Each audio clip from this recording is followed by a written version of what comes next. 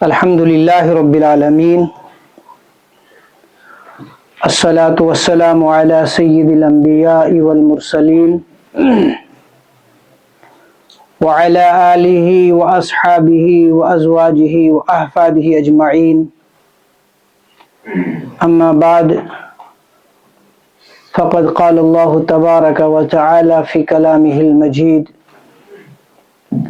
والفرقان الحمید اعوذ باللہ من الشیطان الرجیم بسم اللہ الرحمن الرحیم شرع لکم من الدین ما وصى به نوحا والذی اوحینا الیک وما وصینا به ابراہیم وموسى وعیسى ان اقیموا الدین ولا تتفرقوا فیہ کبر علی المشرکین ما تدعوهم الیہ اللہ یجتبی الیہ من یشاء ویہدی الیہ من ینیب وقال النبی صلی اللہ علیہ وسلم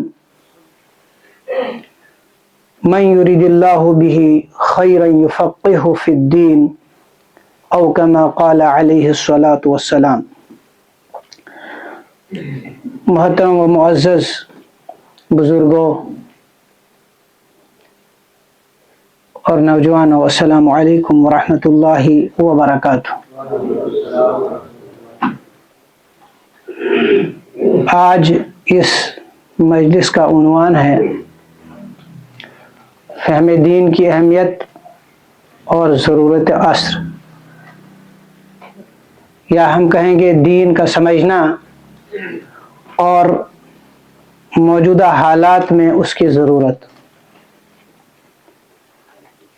اس میں بنیادی طور پر تین چیزیں پہلے کلیئر کرنے کی ضرورت ہے۔ ایک فہم، دوسرا لفظ اس میں آیا دین، اور تیسرا ہے اس میں عصر۔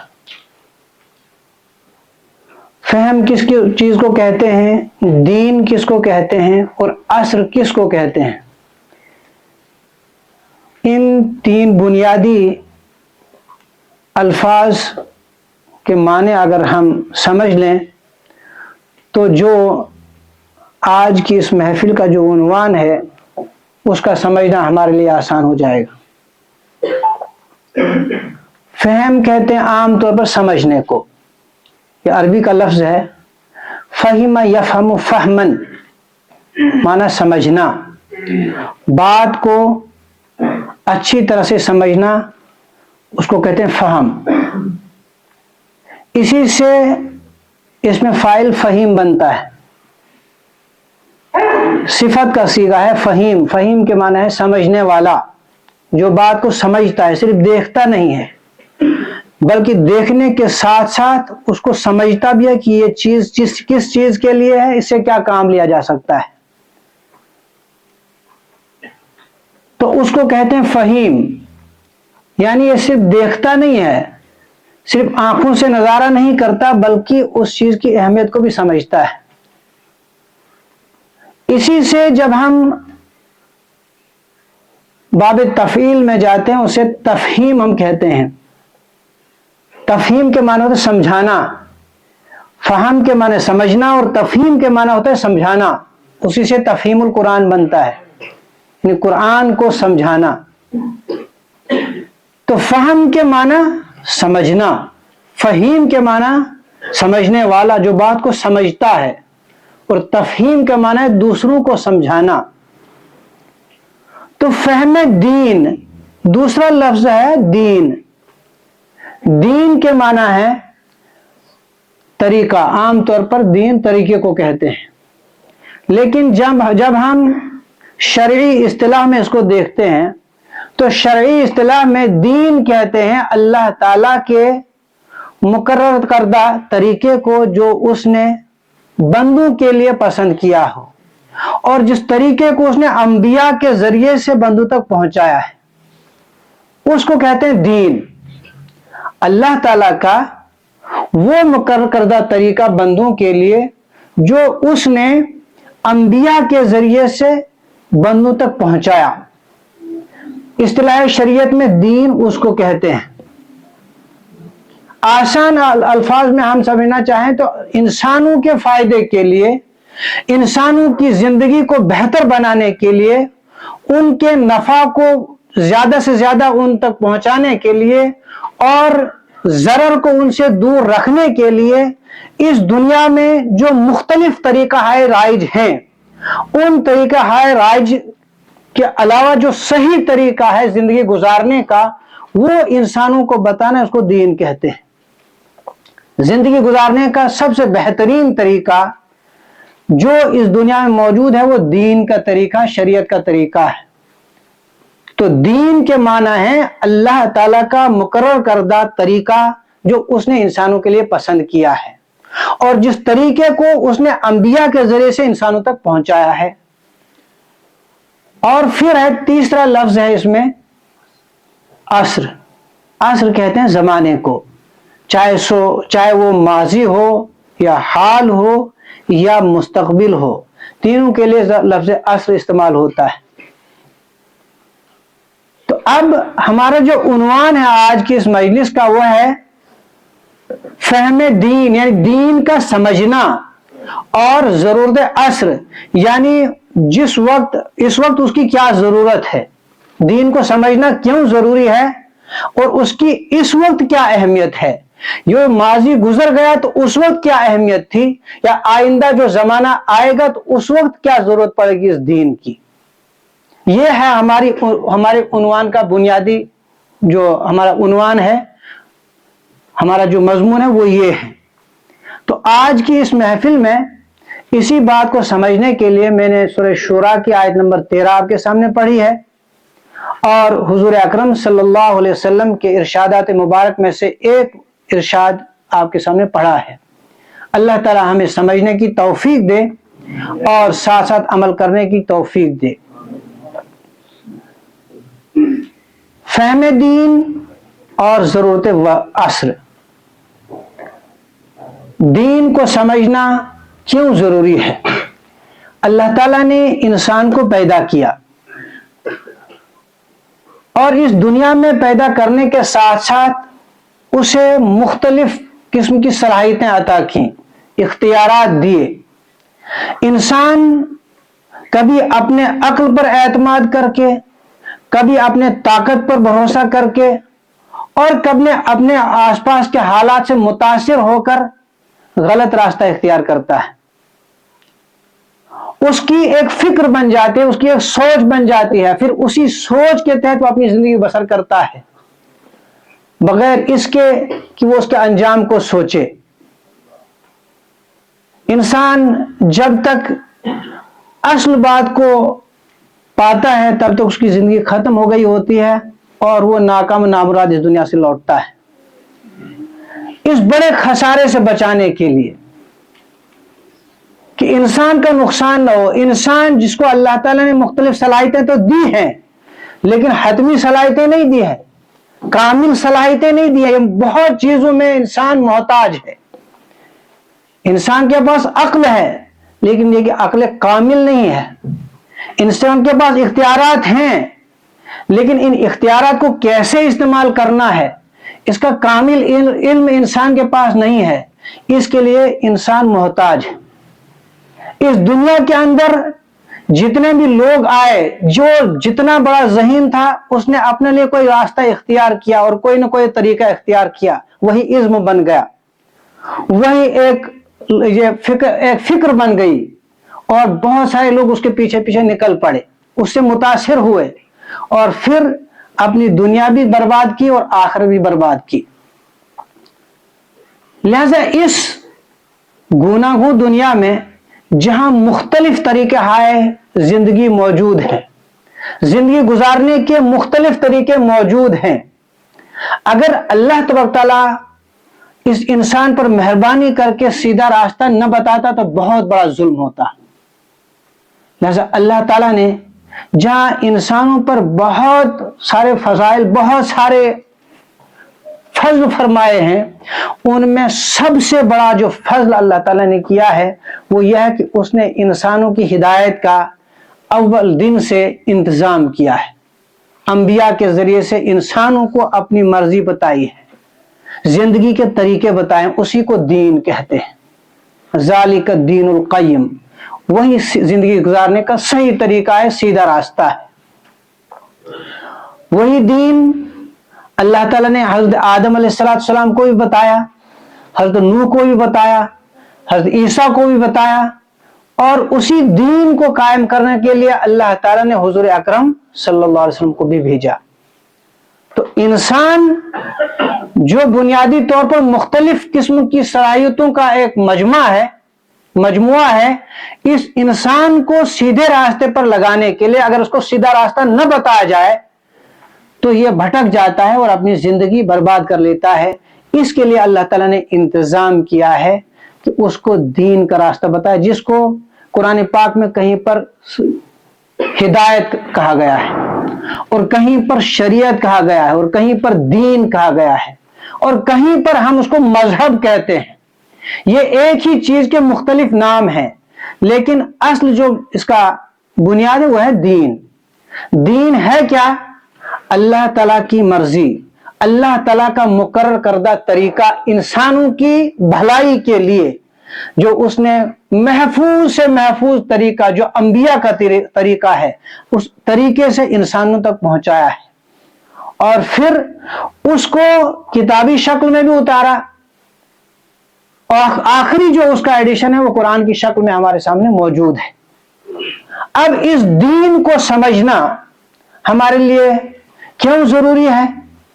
इसलिए जरूरी है कि अगर हम दीन को नहीं समझेंगे, अल्लाह ताला के मुकर्रर करदा कानून को नहीं समझेंगे, अल्लाह ताला के मुकर्रर करदा ज़ाब्ते को नहीं समझेंगे, अगर हम जिंदगी में हमने कैसे अपने शब रोज गुजारने हैं, जिंदगी की जो इनफरादी जो हमारी जिंदगी है उसको हमने कैसे गुजारना है, हमारी जो इज्तिमाई जिंदगी है उसको कैसे गुजारना है, अगर हम खुशहाल हैं तो हमने जिंदगी को कैसे गुजारना है, अगर अल्लाह ताला ने हमें माल दिया है तो किस तरह से जिंदगी गुजारनी है, हम अगर साहिब इक्तदार हैं तो कैसे हमने जिंदगी गुजारनी है, अगर हम महकूम हैं तो कैसे जिंदगी गुजारनी है, अगर इसके लिए इंसान अल्लाह ताला के मुकर्रर करदा रास्ते को इख्तियार न करे तो इंसान को जो मुख्तसर सा वक्त दुनिया में दिया गया है ये वक्त बर्बाद हो जाएगा और वो खाली हाथ यहां से लौटेगा। इसलिए इंसान पर अल्लाह ताला ने बहुत बड़ा ये फजल किया है और इसको अल्लाह ताला ने एहसान ही माना है, जिसे अल्लाह ताला ने फरमाया कि हमने इस इंसान पर एक बहुत बड़ा एहसान तुम पर यह किया कि मन्नल्लाहु अलैकुम, कि अल्लाह ताला ने तुम पर एहसान किया कि तुम ही में से एक पैगंबर बनाया जो तुम्हें नूर से, जुल्मात से निकालता है और नूर की तरफ ले जाता है। तो सीधा रास्ता दिखाना ये अल्लाह ताला की जिम्मेदारी है। अल्लाह ताला के उन फराइज में से है कि अल्लाह ताला ने अपने फर्ज को अदा किया है और उसने इंसानों को हिदायत दी है, सीधा रास्ता बताया है, इसी को दीन कहते हैं। ये दीन, उसको कुरान पाक में शरीयत भी कहा गया है और अल्लामा तफ्ताज़ानी ने इसकी एक तशरीह की है। उन्होंने कहा शरीयत जो है, शरीयत ही को दीन भी कहते हैं। शरीयत के माना होते हैं कानून, शरीयत के माने हैं अल्लाह ताला का मुकर्रर करदा कायदा और कानून। तो शरीयत ही को दीन कहते हैं। क्यों? अशरियत तुताउ, शरीयत जो है उसकी इताअत की जाती है, उसकी फरमाबरदारी की जाती है, उसकी पाबंदी की जाती है और जिस चीज की पाबंदी की जाए उसी को दीन कहते हैं। और शरीयत को मिल्लत भी कहा गया है।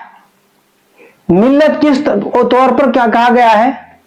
अशरियत तुजमो, जो शरीयत है, जो लोग शरीयत पे इत्तबा करते हैं, जो शरीयत को मानते हैं, जो शरीयत की पैरवी करते हैं, जो दीन के अहकाम को मानकर एक फिक्र इख्तियार करते हैं, वो दीन, वो शरीयत लोगों को इकट्ठा करती है, एक जमात बनाती है। इसलिए शरीयत को कुरान पाक में मिल्लत भी कहा गया, मिल्लत अबीकुम इब्राहीम, मिल्लत भी शरीयत ही है। और शरीयत को एक जगह पर मजहब भी कहा गया है اور مذہب کس طور پر؟ مذہب کے معنی ہوتا ہے لوٹنا، رجوع کرنا. چونکہ انسان جب زندگی کے مسائل میں الجھتا ہے، مختلف قسم کے مسائل انسان کے پاس آتے ہیں، تو وہ رجوع کرتا ہے شریعت کی طرف. چونکہ ہر انسان کے پاس اتنی فہم، اتنی صلاحیت نہیں ہوتی ہے کہ وہ اس سے اپنا راستہ اختیار کرے، اپنا مقصد، اپنا وہ مسئلہ اخذ کرے. اس لیے جو شریعت کے جاننے والے ہوتے ہیں وہ دین کے مسائل بیان کرتے ہیں.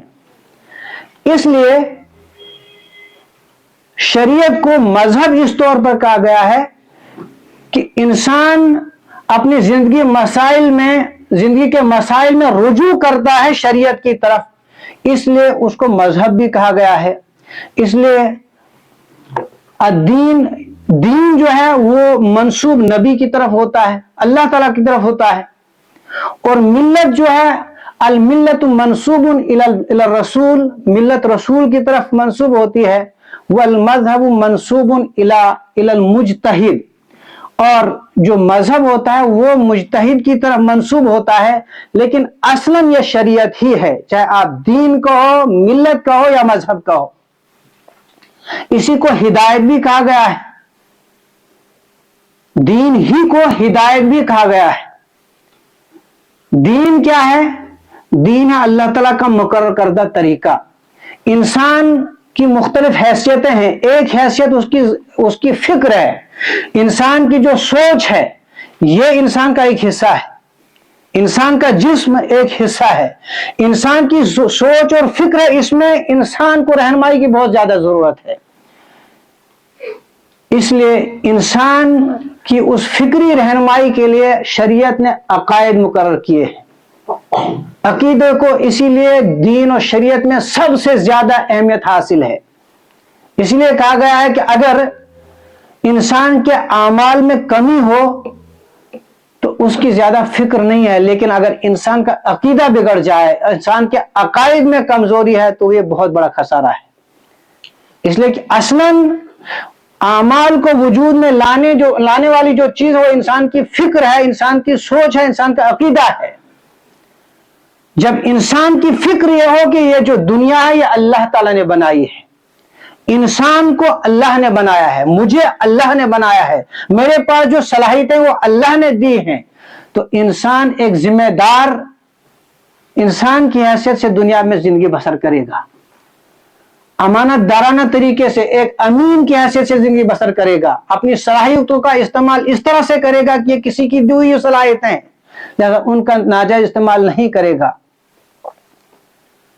تو جب انسان کی سوچ یہ ہو کہ یہ سب کچھ اللہ کا ہے، میں بھی اللہ کا ہوں، تو وہ اللہ سے ڈر کر زندگی بسر کرے گا.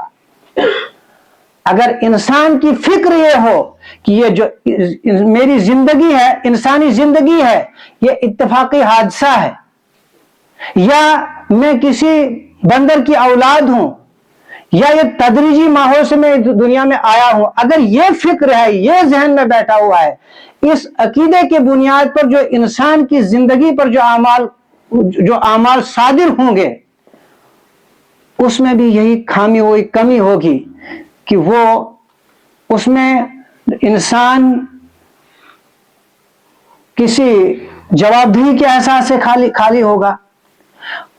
وہ کسی کے سامنے اپنے آپ کو جواب دہ نہیں سمجھے گا، تو اس کے اعمال جو ہوں گے وہ لاابالی پن کا شکار ہوگا، اور انسان زندگی گزارے گا لیکن وہ جانوروں جیسی زندگی گزارے گا. بنیادی جو فرق وہ کہاں سے ہوا کہ انسان کی فکر صحیح نہیں ہے، انسان کا عقیدہ صحیح نہیں ہے. اگر انسان کا عقیدہ درست ہو کہ انسان اللہ تعالیٰ نے پیدا کیا ہے، اس انسان کو پیدا کرنے کے بعد انسان کو اللہ تعالیٰ نے یوں ہی نہیں چھوڑ دیا کہ اپنی مرضی سے زندگی گزارو، نہیں، انسان کے لیے اللہ تعالیٰ نے ہدایت کا انتظام کیا. اسی لیے اللہ تعالیٰ نے مسلمانوں کو، مومنوں کو جب ہدایت کے لیے بلایا ہے، تو اس کے لیے جو کتاب نازل کیا وہ ہے قرآن. قرآن میں جو سب سے پہلی سورت ہے سورۃ الفاتحہ، اس میں جو سب سے اہم چیز بتائی ہے انسان کو، پہلے تو یہ تعارف کرا ہے کہ اللہ تعالیٰ ہے کون. دوسرا حصہ ہے سورہ فاتحہ کا انسان اور اس اللہ کے درمیان تعلق کیا ہے، اور سب سے اہم جو چیز بتائی وہ یہ بتائی ہے کہ انسان کو سب سے زیادہ ضرورت کس چیز کی ہے، کس چیز میں انسان اللہ تعالیٰ کا سب سے زیادہ محتاج ہے، کس چیز میں ہے؟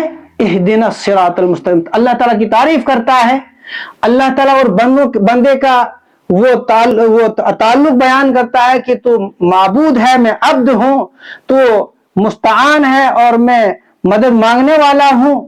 اس کے بعد کہتا ہے اہدنا الصراط المستقیم، مجھے جو سب سے زیادہ ضرورت ہے اس دنیا میں،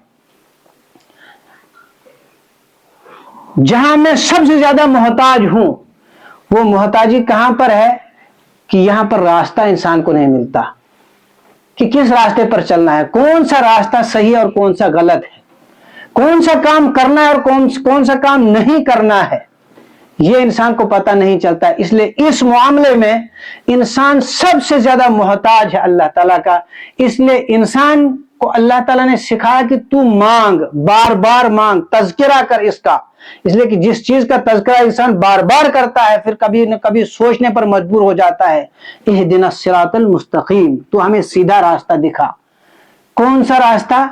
صراط الذین انعمت علیہم غیر المغضوب علیہم ولا الضالین، وہ راستہ بتا، وہ راستہ دکھا کہ جس پر جب لوگ چلے تو ان نے سیدھا راستہ پایا، پھر ان پر اللہ کا غضب نہیں ٹوٹا، ان پر عذاب نہیں آیا، اور نہ وہ گمراہ ہوئے، وہ سیدھے راستے پر چلتے رہے۔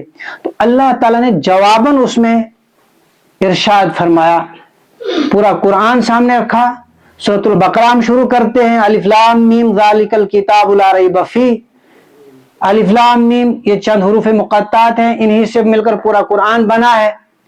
الف با تا ثا انہی سے مل کر پورے قرآن کے الفاظ بنے ہیں۔ ذالک الکتاب، ان الفاظ سے جو کتاب بنی ہے جس کو اللہ تعالیٰ نے نازل کیا ہے، ذالک الکتاب، یہ وہ کتاب ہے لا ریب فیہ، اب اس میں کوئی شک و شبہ کی کوئی گنجائش نہیں ہے۔ اب جو تو نے مانگا ہے انسان، جہاں پر تو میرا محتاج ہے، جہاں پر تجھے ضرورت ہے کہ تجھے صراط مستقیم چاہے، سیدھا راستہ چاہیے، اب ذالک الکتاب لا ریب فیہ ھدی للمتقین، اب یہ وہ راستہ ہے، اب یہ وہ ہدایت نامہ ہے کہ جو ہدایت نامہ انسان کی سب سے بڑی ضرورت ہے۔ لیکن اب انسان کی ضرورت تو ہے یہ ہدایت، لیکن اس سے فائدہ اٹھانے کے لیے کچھ شرائط ہیں۔ جس پروردگار نے اس دین کو ہمارے لیے پسند کیا ہے، جس پروردگار نے اس اسلام کو ہمارے لیے پسند کیا ہے، جس پروردگار نے ہمارے سیدھے راستے کا انتظام کیا ہے، اس نے چند شرائط رکھی ہیں کہ اس سے سیدھا راستہ تو تمہیں ملے گا، دین حنیف پر تو دین حنیف کی سمجھ تمہیں آئے گی، دین اسلام کی باتیں تمہیں سمجھ میں آئیں گی، اس میں فائدہ نظر آئے گا، لیکن اس میں چند شرائط ہیں۔ اگر چند شرائط تم پوری کرو گے تو ہدایت تمہیں ملے گی، سیدھا راستہ ملے گا۔ اگر چند شرائط تم پوری نہیں کرو گے، جہاں پر شرط نہیں پائی جاتی، مشروط نہیں پایا جاتا۔ شرط اگر یہ ہے کہ آپ نے نماز پڑھیں، نماز کے لیے شرط ہے طہارت، اور ہم وضو نہیں کریں گے نماز نہیں آئے گی۔ اس کے لیے قبلہ رخ ہونا شرط ہے، اگر ہم قبلہ رخ نہیں ہوں گے نماز نہیں آئے گی۔ اسی طرح اگر ہم چاہتے ہیں کہ ہمیں سیدھا راستہ ملے، ہمیں دین کی سمجھ ہمیں عطا ہو، دین کی فہم ہمیں عطا ہو، تو پھر ہم نے چند شرائطوں کو اپنے اوپر لازم کر لینا ہے۔ جب وہ شرطیں ہمارے اندر پائی جائیں گی تو مشروط ہمیں حاصل ہوگا۔ شرطیں کیا ہیں؟ ھدی للمتقین، ہدایت ہے یہ قرآن،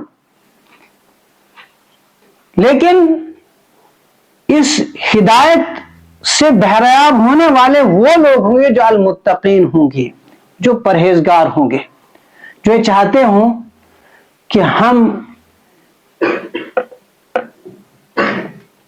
پرہیزگاری کا راستہ اختیار کریں اور برائی کے راستے سے بچنا چاہیں، جو یہ چاہتے ہوں کہ ہم اچھے کام کریں، برے کاموں سے بچنا چاہیں، جن کی فطرت مسخ نہیں ہوئی ہو، جن کی فطرت مسخ ہوئی ہو، جو مسخ زدہ فطرت ہو، جو گناہوں میں لت پت ہو، جو گناہ کی تمنا رکھتی ہو، ایسے لوگوں کے لیے قرآن جو ہے ہدایت نہیں ہے۔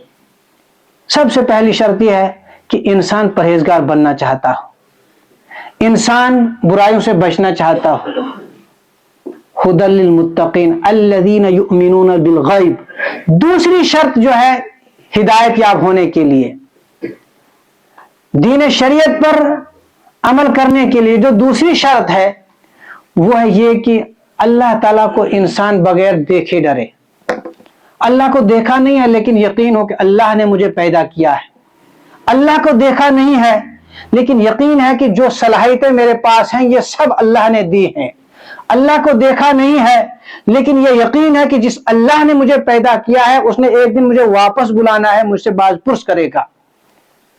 جنت کو دیکھا نہیں ہے لیکن یقین ہے کہ اللہ تعالیٰ نے اپنے نیک بندوں کے لیے جنت رکھی ہے۔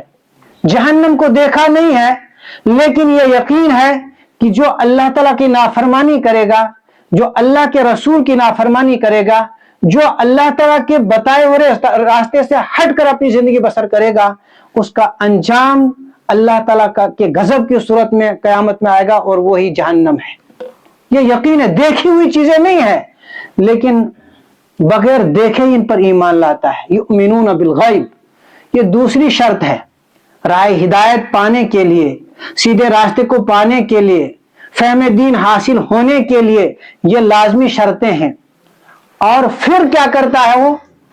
ہدایت سے راہ ہدایت، قرآن تو اس کو اللہ تعالیٰ نے آگے چل کر اسی سورہ بقرہ میں فرمایا یہ ھدی للناس ہے، یہ تمام لوگوں کے لیے ہدایت ہے۔ لیکن اس سے فائدہ اٹھانے والے کون لوگ ہیں؟ ایک تو ان کے اندر یہ ہے کہ تقوی اور طہارت کا شوق ہو، دوسرا یہ کہ وہ بغیر دیکھے ہی اللہ پر، اللہ کے رسول پر، آخرت پر ایمان لاتے ہوں۔ تیسری شرط یہ ہے کہ وَيُقِيمُونَ الصَّلَاةَ، وہ نماز قائم کرتے ہوں، اور وَمِمَّا رَزَقْنَاهُمْ يُنْفِقُونَ، اور اللہ تعالیٰ کے دیے ہوئے رزق میں سے خرچ کرتے ہوں۔ اور پھر پانچویں شرط یہ ہے کہ اللہ تعالیٰ کا جو سلسلہ ہے، ہدایت لانے کا جو سلسلہ اللہ تعالیٰ کے انبیاء اور رسول کا، اس پر ایمان لاتے۔ الذین یؤمنون بالغیب ویقیمون الصلاۃ ومما رزقناہم ينفقون والذین یؤمنون بما انزل الیک وما انزل من قبلک۔ یہ اس کڑی کو بیان کیا اللہ تعالیٰ نے کہ جو ہم نے ہدایت کے لیے، دین کے لیے جو راستہ، محفوظ راستہ ہم نے اختیار کیا ہے، انبیاء کا راستہ، رسول کا راستہ، ان پر کتابیں نازل کی انسانوں کو ہدایت دینے کے لیے، انسانوں کو اللہ تعالیٰ کا بتایا ہوا دین بتانے کے لیے جو راستہ ہے اس پر وہ ایمان لاتے ہیں۔ وَبِالْآخِرَةِ هُمْ يُوقِنُونَ، اور جو چھٹی اور اہم شرط ہے وہ یہ ہے کہ وہ آخرت پر ایمان رکھتے ہیں، دنیا کی زندگی کو آخری زندگی نہیں مانتے۔ وہ سمجھتے ہیں، ان کی یہ فکر ہوتی ہے کہ دنیا کی زندگی اللہ تعالیٰ نے ہمیں امانتاً دی ہے، یہ اللہ تعالیٰ کی دی ہوئی ایک امانت، ایک مدت ہے، ایک وقت ہے۔ لیکن یہ وقت کس کے لیے دیا ہے؟ آخرت کے لیے۔ یہ دنیا ختم ہو جائے گی، دنیا کا وقت ختم ہو جائے گا، پھر ہم نے سب نے واپس لوٹنا اللہ کے پاس، اس نے اس زندگی کا حساب و کتاب لینا ہے۔ وَبِالْآخِرَةِ هُمْ یوقنون، وہ آخرت پر پورا یقین رکھتے ہیں، اپنی جو زندگی گزارتے ہیں آخرت کو مد نظر رکھتے ہوئے گزارتے ہیں۔ اولئک علی ھدی من ربہم، یہی وہ لوگ ہیں پھر جو اللہ تعالیٰ کی طرف سے ہدایت پر ہیں۔ تو ہدایت ہی دین ہے، اللہ تعالیٰ کا بتاؤ۔ اور اب فہم دین کیسے پیدا ہوگا؟ دین کی فہم پیدا ہوگی تو اللہ تعالیٰ فرماتا ہے اولئک علی ھدی من ربہم واولئک ھم المفلحون۔ دنیا کے اندر ہم نے زندگی بسر کرنی ہے، ہم پیدا ہوئے ہیں تو مرنے تک ہمیں آزادی ہے، ہم جس طریقے سے چاہے زندگی بسر کریں، جس طریقے سے چاہے اپنے اوقات کو بروئے کار لائیں۔ یہ زندگی اپنے وقت پر ختم ہوگی، ہم نیک کام کریں تب بھی اتنے اوقات ملیں گے، اور ہم برے کام کریں، اپنی مرضی سے زندگی کو بسر کریں تب بھی یہ وقت اتنا ہی ہوگا۔ لیکن اللہ تعالیٰ فرماتا ہے وَأُولَئِكَ هُمُ الْمُفْلِحُونَ، جو لوگ اللہ تعالیٰ کی اس ہدایت پر ہوں گے، اللہ تعالیٰ کے بتائے ہوئے دین پر ہوں گے، اللہ کے مقرر کردہ نظام کے مطابق جنہیں زندگی بسر کی ہوگی، اور یہ جو پچھلی 6 جو شرائط ہیں انہیں پوری کی ہوں گی، اولئک هم المفلحون، بس کامیاب صرف یہی لوگ ہوں گے، دنیاوی زندگی میں بھی اور آخرت کی زندگی میں بھی۔ یہ جو ہمارے ذہن میں یہ ہے کہ جب ہم قرآن پر عمل کریں گے، جب ہم احادیث پر عمل کریں گے، جب ہم سیدھے راستے پر چلیں گے، جب ہم دیندار بنیں گے تو ہماری آخرت بنے گی۔ دنیا کا کوئی بھروسہ نہیں، ایسا نہیں ہے۔ یہ جو ہدایت ہے یہ صرف آخرت کے لیے نہیں ہے، بلکہ پہلے سے دنیا سنورتی ہے اور پھر آخرت سنورتی ہے۔ اسی لیے اللہ تعالیٰ نے جو دعا سکھائی ہے قرآن پاک میں، ربنا آتنا فی الدنیا حسنہ وفی الآخرۃ حسنہ، پروردگار ہمیں دنیا میں بھی حسنہ عطا کر اور آخرت میں بھی حسنہ عطا کر۔ جب انسان کو فہم دین حاصل ہو جاتی ہے، دین کی سمجھ آتی ہے، پھر انسان اچھے کام کرتا ہے، پھر انسان نماز کا پڑھتا ہے، پھر انسان قرآن پڑھتا ہے، اللہ کا کلام پڑھتا ہے، اللہ کے نبی کی زندگی پڑھتا ہے، اس کو زندگی کے جو پرپیچ خم ہیں اس کو سلجھانے کی عقل آتی ہے، تو وہ اچھی طرح سے زندگی کے معاملات نبھاتا ہے۔ اور جس مقصد کے لیے اللہ تعالیٰ نے انسان کو پیدا کیا ہے، لِيَبْلُوَكُمْ أَيُّكُمْ أَحْسَنُ عَمَلًا، ہم نے انسان کو نطفہ امشاج سے پیدا کیا۔ کیوں پیدا کیا؟ تاکہ ہم اس کو آزمانا چاہتے ہیں کہ اس میں سے بہترین عمل کر کے دنیا سے واپس کون آتا ہے۔ تو وہ بہترین عمل، بہترین زندگی کیسے گزرے گی؟ جب بہترین طریقہ آئے گا۔ وہ بہترین طریقہ کس کا مقرر کردہ ہے؟ اللہ کا۔ ہم سب اللہ کی مخلوق ہیں، اللہ نے ہم کو پیدا کیا ہے، اللہ تعالیٰ ہی نے ہمارے لیے زندگی کا طریقہ جو چنا ہے اس میں کامیابی کی ضمانت بھی اس نے دی ہے، اس کے سکھانے والے بھی اس نے بہترین انبیاء چنے ہیں، اور پھر اس کے لیے جو کتاب نازل کی ہے تو وہ بھی افضل الکتب ہے، اس وقت ہمارے پاس قرآن کی شکل میں موجود ہے۔ تو یہ ہدایت قرآن میں موجود ہے، انبیاء کے ذریعے سے آئی ہے، اسی کو ہم دین کہتے ہیں۔ اور اس دین کو سمجھنا ہمارے لیے اس لیے ضروری ہے کہ اگر ہم نے اس دین کو نہیں سمجھا، اگر ہم نے اس دین کی فہم پیدا نہیں کی، اگر ہم نے اس دین کے اسرار و رموز کو سمجھنے کی کوشش نہیں کی، تو ہماری جو زندگی ہے، جو مختصر زندگی ہے، یہ لاابالی پن کا شکار ہوگی، اس میں سنجیدگی نہیں ہوگی، اس میں مقصدیت نہیں ہوگی، ہماری زندگی گزر جائے گی، لیکن اس دنیا میں ہم آئے کیوں تھے، ہمارا سب سے اہم کام کون تھا، ہمیں مرنے تک پتہ ہی نہیں چلے گا۔ جیسے دین کو سمجھنا اس زندگی کے لیے بھی بہت اہم ہے، دین کو نہیں سمجھیں گے تو یہ زندگی بھی برباد ہوگی، آخرت بھی برباد ہوگی۔ دوسرا مسئلہ اس میں یہ ہے کہ دین کو تو ہم سمجھیں گے، لیکن سمجھیں گے کیسے؟ دین ہے قرآن، دین ہے اللہ کے نبی کی زندگی، دین ہے اولیاء و صلحاء اور شہداء کی زندگی، لیکن یہ دین انسان کو سمجھ میں کیسے آئے گا؟ دنیا میں ہم دیکھتے ہیں کہ مختلف کاموں کے مختلف ماہر موجود ہیں، کوئی مکان بنانے والا ہے،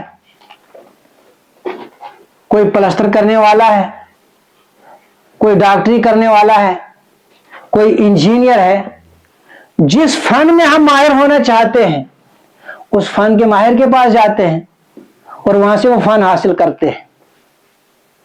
اسی طرح سے اگر ہم نے دین کو سمجھنا ہے، اگر ہم نے دین کی فہم پیدا کرنی ہے، تو یہ میتھ کو سمجھنا نہیں ہے، یہ جغرافیہ کی کوئی کتاب نہیں ہے جس کو ہم سمجھنا چاہتے ہیں، یہ ہے دین، اور دین عمل سے ہی سمجھ میں آتا ہے، دین عمل سے سمجھ میں آئے گا، دین دینداروں کے پاس بیٹھنے سے سمجھ میں آئے گا، دین ان لوگوں کے پاس ان کی صحبت حاصل کرنے سے سمجھ میں آئے گا جنہوں نے دین کو اپنایا ہوگا۔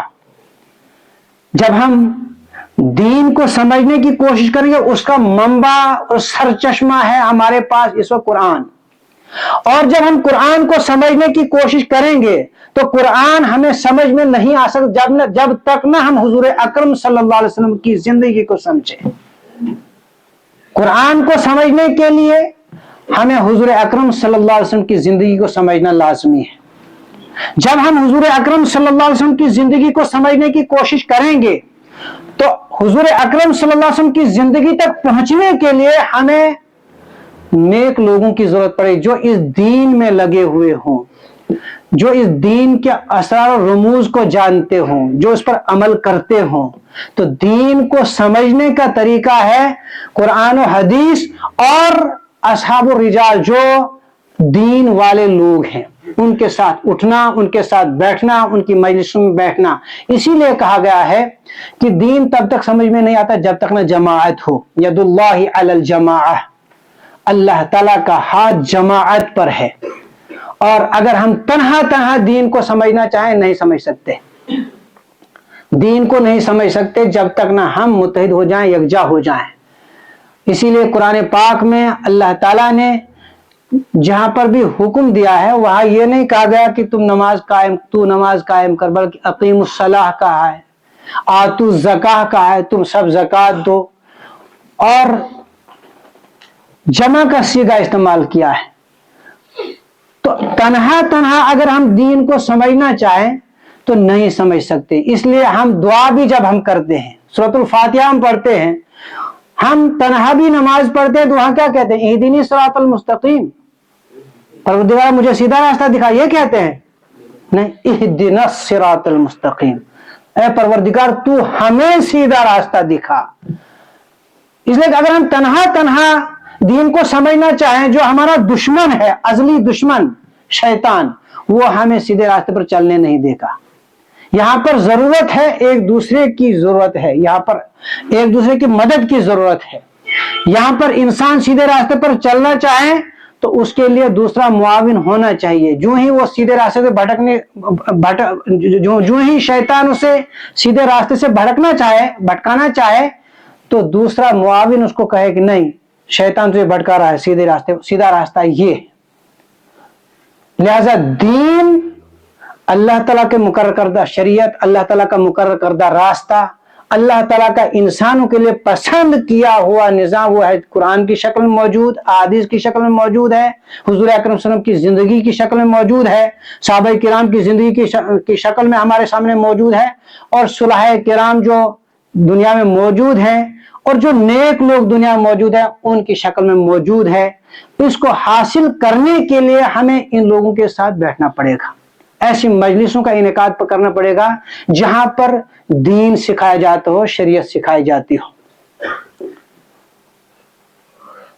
تو اس وقت اس دین کی اہمیت، اس دین کو سمجھنا اور زیادہ ضروری کیوں ہے؟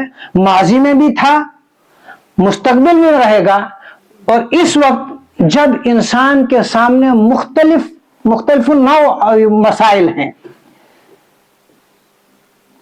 دنیا میں، اس وقت انسان مختلف مصروفیتوں میں مصروف ہے، مختلف مشاغل میں مصروف ہے، کسی کے پاس وقت نہیں سوچنے کا۔ تو اس وقت، اس دور میں اگر انسان سیدھے راستے پر لگ جائے اور اللہ تعالیٰ کے دین کو اختیار کرے تو وہی انسان کامیاب ترین انسان ہو سکتا ہے، اسی انسان کو دنیا میں صحیح راستہ مل کر وہ کامیابی کی بلندیوں پر پہنچ سکتا ہے۔ ورنہ اگر انسان بھٹکتا رہے اور اپنی مرضی سے چلتا رہے تو پھر انسان، یہ زندگی کی جو نعمت ہے یہ ختم ہو جائے گی، لیکن انسان کسی کامیابی کے نتیجے پر نہیں پہنچے گا۔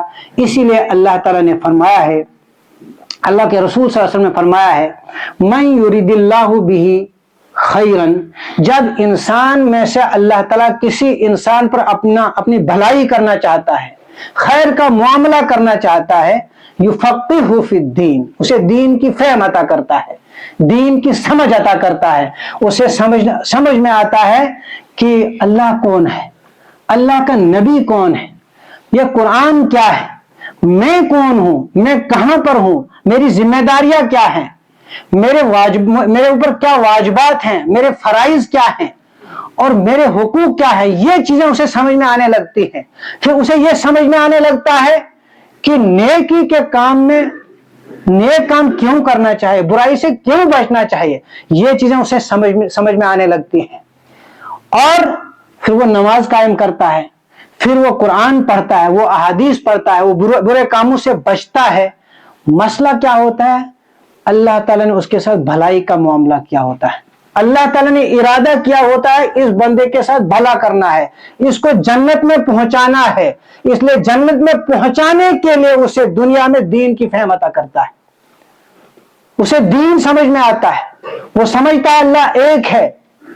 وہ سمجھتا ہے کہ میں نے دنیا میں رہنا نہیں ہے, میں نے آخرت میں جانا ہے, اللہ کے سامنے جانا ہے. وہ سمجھتا ہے کہ اگر دنیا میں میں نے اپنے اوقات کو برباد کیا تو آخرت میں رسوا ہونے پڑے گا. یہ دین کی فہم ہے, یہ دین کی سمجھ ہے. یہ دین کی سمجھ جس کو آ جائے وہ بہت بڑا کامیاب انسان ہے. اولئک علی ھدی من ربہم واولئک ھم المفلحون. وہی لوگ اللہ تعالیٰ کی طرف سے, اپنے رب کی طرف سے سیدھے راستے پر ہیں, جو آخرت کو مانتے ہیں, پرہیزگاری کا راستہ اختیار کرتے ہیں, اللہ تعالیٰ کے رسول کو مانتے ہیں, نماز قائم کرتے ہیں, اور اللہ تعالیٰ کے دیے ہوئے رزق میں سے خرچ کرتے ہیں. اور یہ کہ یہ دنیا کو اصلی اپنا ٹھکانہ نہیں سمجھتے بلکہ آخرت پر یقین رکھتے ہیں. یہ لوگ ہیں جو سیدھے راستے پر ہیں, جو سیدھے دین پر ہیں. وذالک, اسی کو اللہ تعالیٰ نے سورہ اس میں بینہ میں فرمایا ذالک الدین القیم, کہ وہ نماز قائم کرتے ہیں, وہ زکوٰۃ دیتے ہیں, اور یہی سیدھا راستہ ہے, یہی سیدھا دین ہے. لہذا دین کی فہم, دین کی سمجھ, یہ اللہ تعالیٰ کی نعمتوں میں سے سب سے بڑی نعمت ہے. اور یہ نعمت اللہ تعالیٰ اپنے خاص بندوں کو عطا کرتا ہے. ان بندوں کو عطا کرتا ہے جن کے ساتھ اللہ تعالیٰ نے بھلائی کا معاملہ کرنا ہوتا ہے, جن کو اللہ تعالیٰ نے جنت سے نوازنا ہوتا ہے. ان کو دنیا میں دین سمجھ میں آتا ہے, وہ دین پر عمل کرتے ہیں. اور جن بندوں کے ساتھ اللہ نے بھلائی کا معاملہ نہیں کرنا ہوتا ہے, پھر ان کے لیے کیا ہوتا ہے.